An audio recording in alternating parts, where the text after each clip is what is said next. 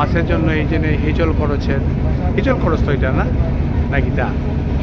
দেখা যায়নি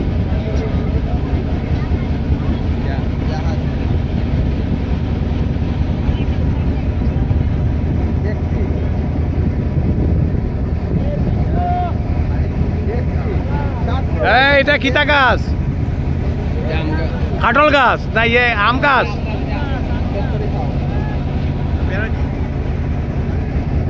আমরা হাসাউড়া চলে এসেছি এই যে মেঘালয় পাহাড় সামনে আঁকা বাঁকা নদীতে আমরা আমাদের নৌকা চলছে খুব সুন্দর পরিবেশ পূবালি বাতাস